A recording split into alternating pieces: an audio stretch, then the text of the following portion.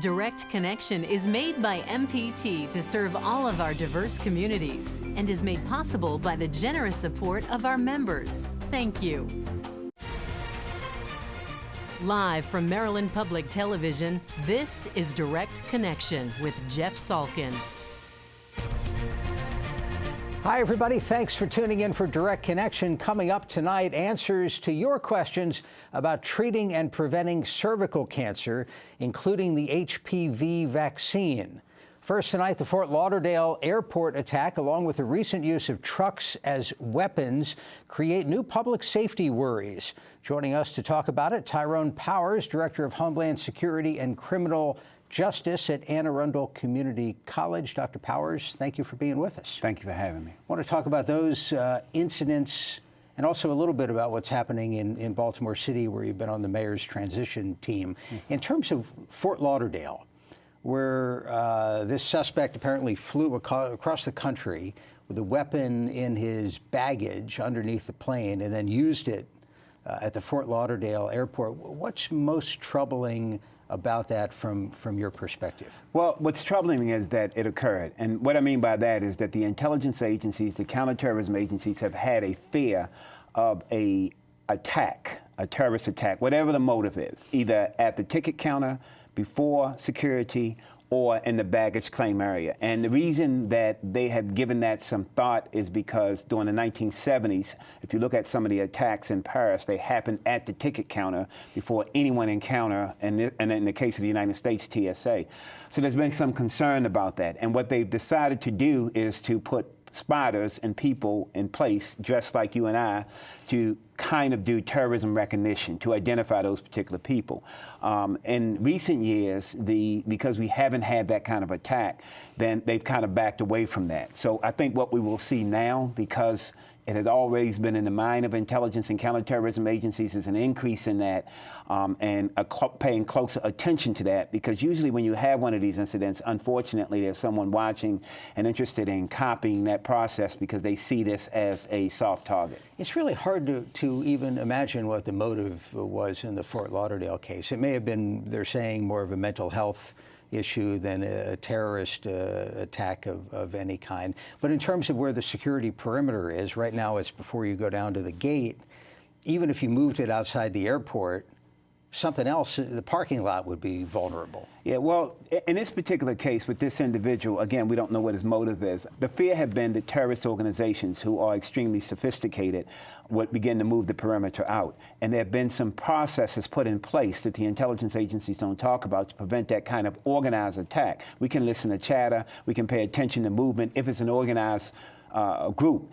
In this particular case, if you have an individual flying in, he's working along, he may have some mental health issues, then it's a difficult proposition to stop. But again, they will put some measures in place to mitigate the likelihood of it happening and put people in close proximity to those areas where we think it can happen, so that if it does happen, we can mitigate the amount of damage that could be done. That's the best you can do in an open and free society.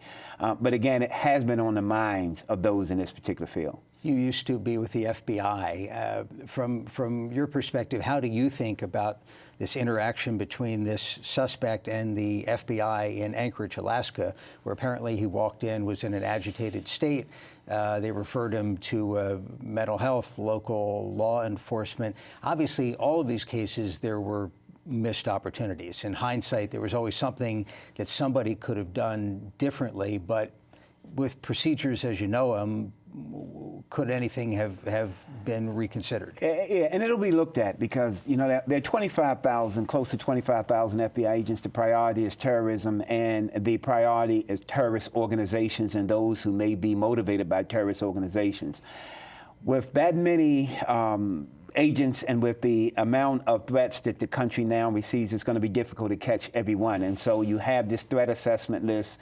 You identify the people who are priority on that list. You get an individual like him, he comes in, you go through the patterns, and you decide to turn it over to local policing, because based on what you're looking for and based on what your priority and based on your ability to address all of these threats, because we get many, many threats, in the domestic and foreign threats in the United States, then that's the protocol. That will change now. Maybe they will bring in more civilians or more psychologists and psychologists who can kind of assess this for the FBI, so agents are not making the assessment in these situations, but they're looking more at the organized terrorism or organizations like ISIS and ISIL and the numerous other domestic terrorist organizations, because there's no way that an agent is going to be able to assess every single person that come in, and we may need to do that, but they're going to need some civilian help in doing that.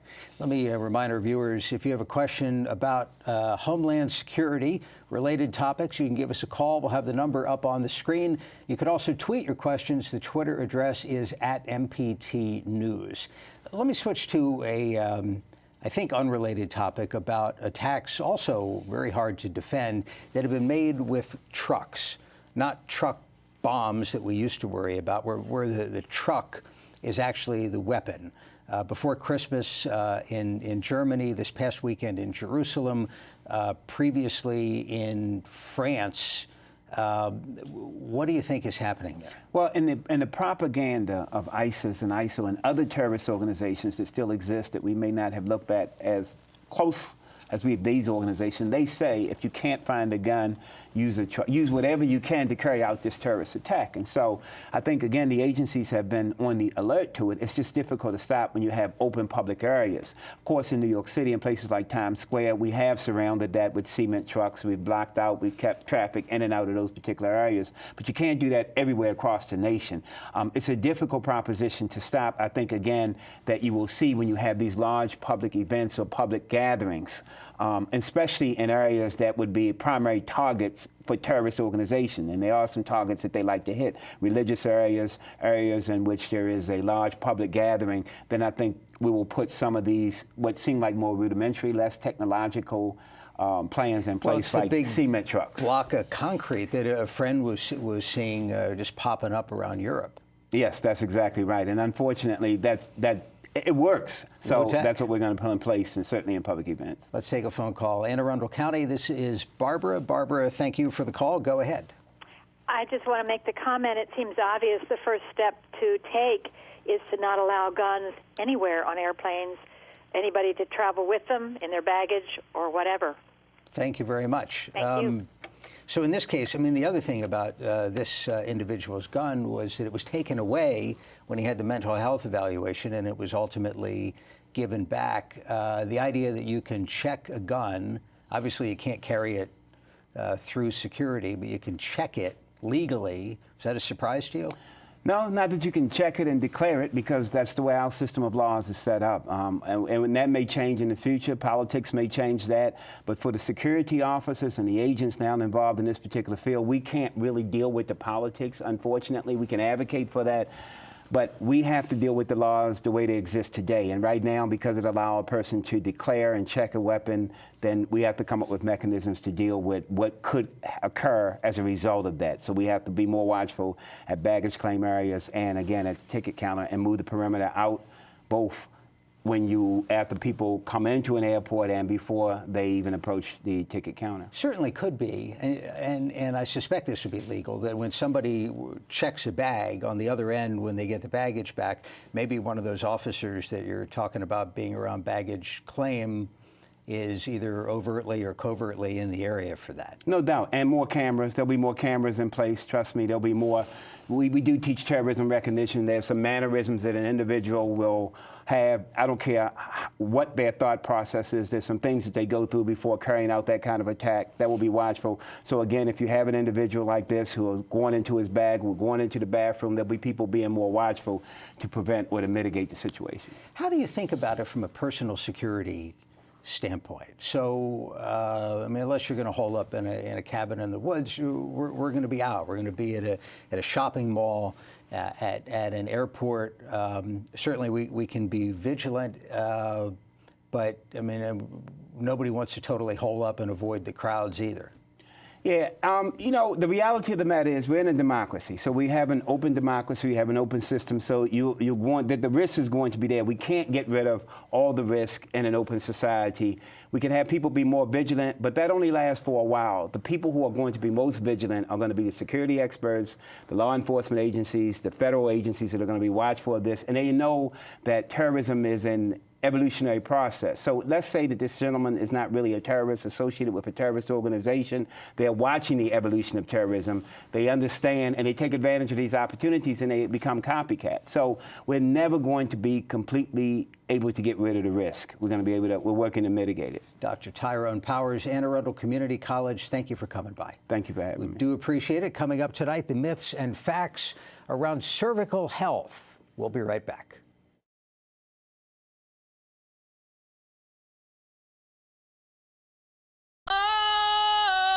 Sometimes the tears, I get a good feeling, yeah. wanting to die. Nobody tells you I believe that without it, I really do believe that life can be appallingly boring. something's got a hold on me here. You're making a mistake. Am I? This is really very promising. Something's got a hold on me right. I don't think this is such a good idea. You've been talking to my mother. I am about to commit murder. She always had a bit of a dark side. Trying to scare me now. Let him give you a story. He's in love. I really wasn't.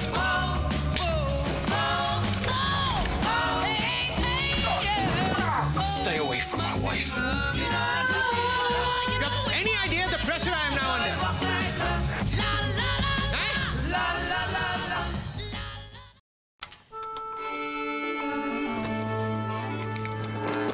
There is one stage that is the Met and Carnegie Hall. It is the Kennedy Center and a club in Austin. It is closer than any seat in the house, no matter where you call home. PBS, the great American stage that fits in every living room. Supporting your PBS station brings the arts home.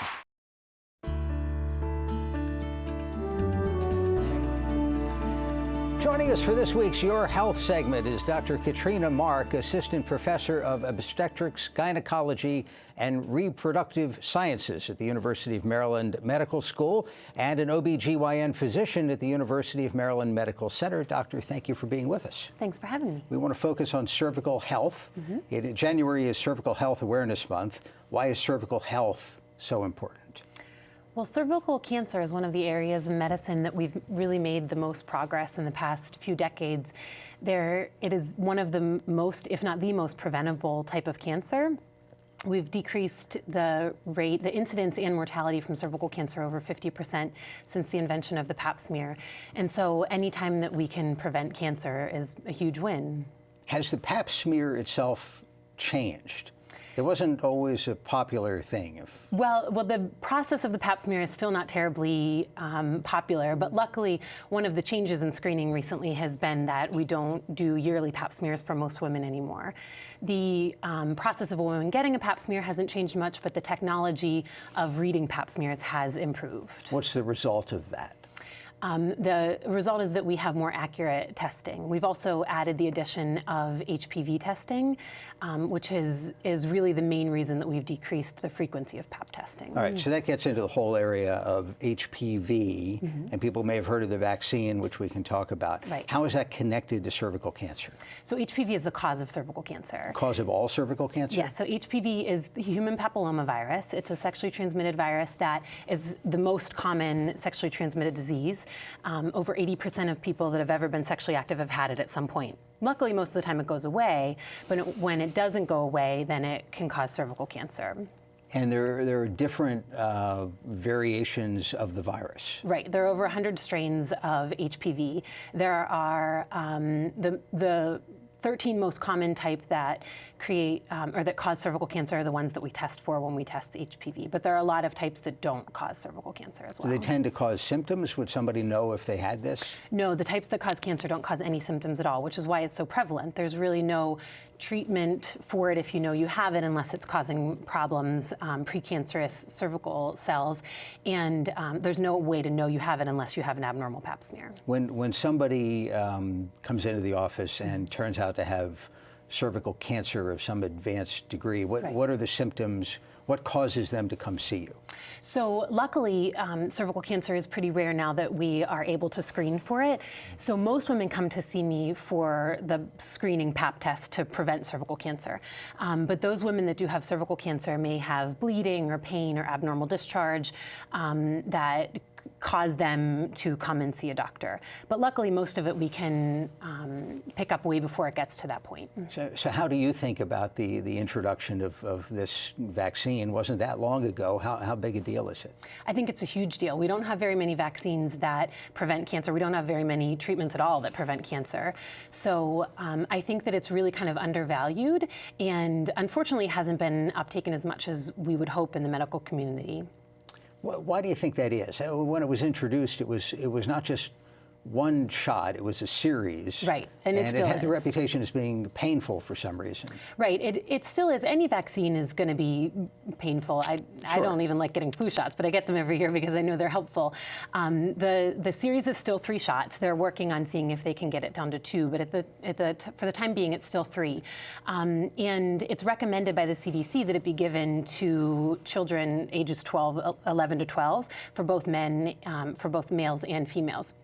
I think that part of the reason that it's not as popular as we would hope is that people think of it as a vaccine against a sexually transmitted disease instead of a vaccine against cancer. And really, I think if people thought of it as a cancer vaccine, they may be more willing to accept it. Let me remind our viewers, if you have a question about cervical health, cervical cancer, the HPV vaccine, give us a call. We'll have the number on the screen, or you can tweet your questions. Twitter address is @MPT News. When the vaccine came out, it was just girls. Right. That changed? Yes, it's girls and boys now, up to the age of 26. It's studied as young as 9, but it's recommended around 11 or 12. The point is to try to get it to people before they're exposed to HPV, so before the onset of sexual activity. And I think that is where some of the controversy that surrounds the vaccine comes from, is because some parents that are recommended you should get this vaccine, it's against a sexually transmitted infection, the response is, well, my kid's only 12, he's not having sex. So I think people get a little bit resistant to it at that point. And it's not that women and men can't get it after the onset of sex or the initial exposure to HPV. It's just the most effective if you get it beforehand. Are they giving it to anybody over 26? So insurance usually doesn't cover it over 26.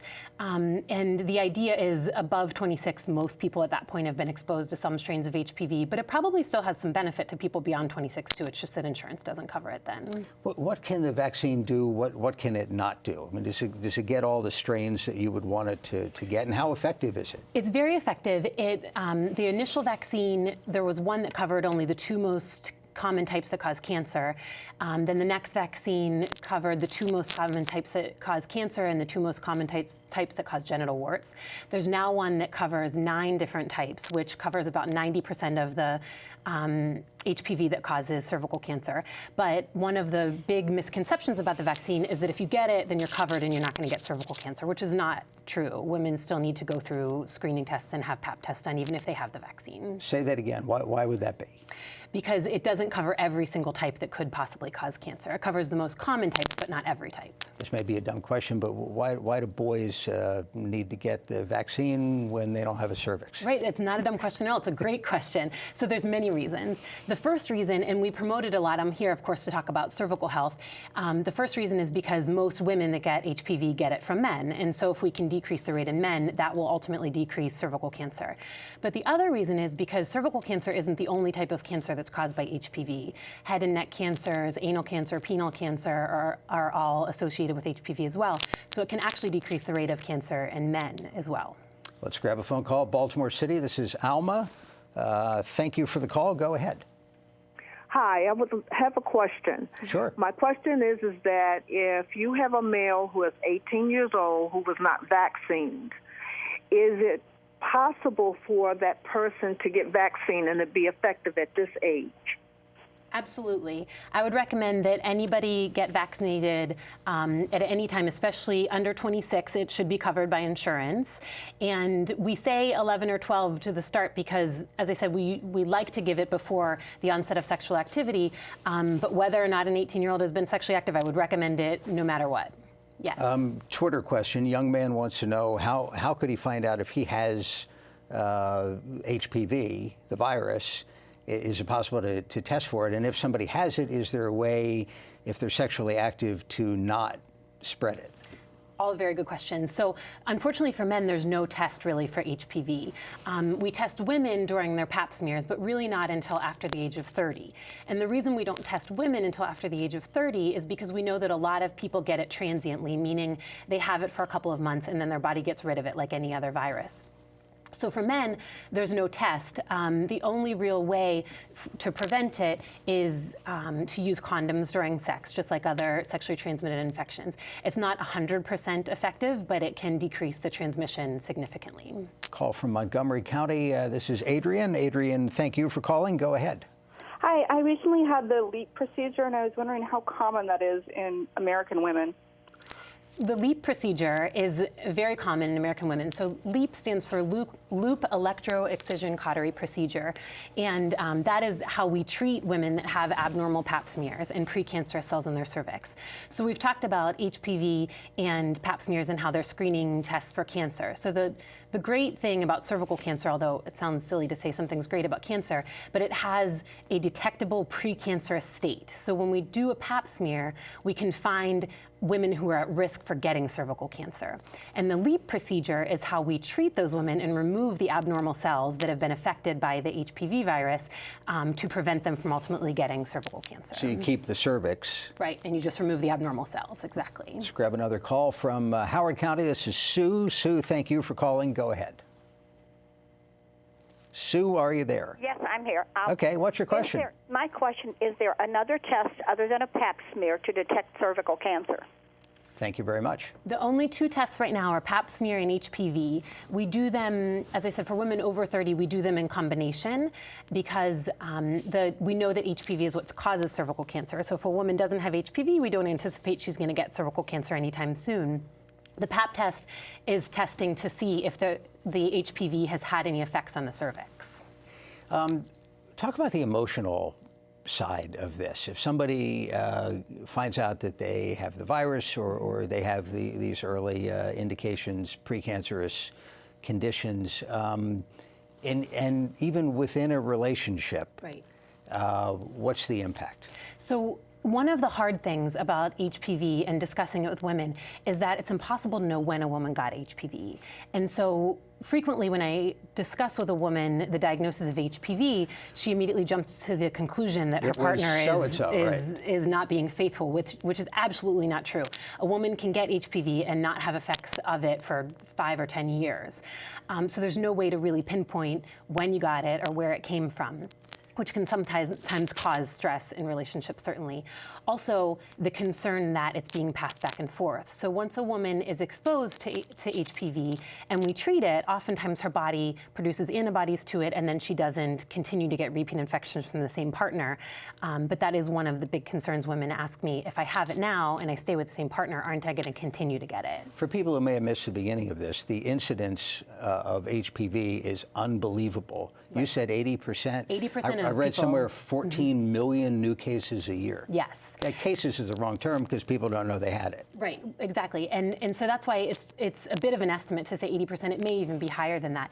But the good thing about it, although it sounds very scary to say that 80% of people get HPV, not all types of HPV cause cancer. And even the ones that do, about 90% of people will clear that on their own without ever even knowing they had it. Wait, how does that work?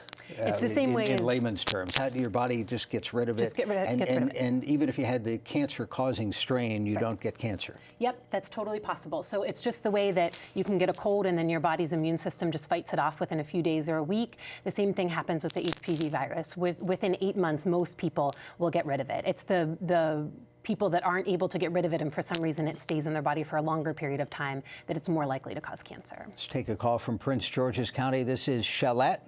Forgive me if I got the name wrong. Thank you for the call. Go ahead. Hi. Hi. I was just wondering because I was told by my doctor that I do have HPV. She told me the only thing I could do was eat leafy greens and take a Centrum vitamin. And it concerned me because I just heard the young lady say that she had a procedure done. And I didn't really catch the name of the procedure. I wanted to know what procedure did she have done, and how do I get that? Sure. So the name of the procedure is a LEAP procedure, but not all women that have HPV need a LEAP procedure. So we haven't really talked about the change in screening guidelines of cervical cancer screening that have happened over the past few years, but we've started to space out screening a bit and not screen every year for women who don't have HPV and have normal pap smears. When you have a pap smear and HPV test, the HPV may be positive, which that just means that you've been exposed to the virus. If it hasn't changed your pap smear, and that means it hasn't actually affected your cervix yet. You've just gotten the virus and your body is very likely to clear it. If a woman needs a LEAP procedure, that's because the HPV has affected her cervix and she has precancerous cells on her cervix. So most women that have HPV do not need any procedure. They just need to wait time, and their immune system is likely to get rid of it on its own, and then your doctor will check again in a year or so and see if that HPV has resolved on its own. So the important thing there is follow-up. Exactly. So screening cancer, cervical cancer screening guidelines have spaced out, and women who don't have HPV and don't have abnormal pap smears can wait 3 to 5 years, but every woman should have individualized counseling with her gynecologist to decide what the right frequency of testing is for her. That's a good place to leave it. Dr. Katrina Mark with the University of Maryland Medical System, thank you so much. Thank you. Appreciate the time. Thank you for joining us for Direct Connection. We're back Thursday with Your Money and Business. Now, for all of us here at MPT, thanks for watching and have a good night.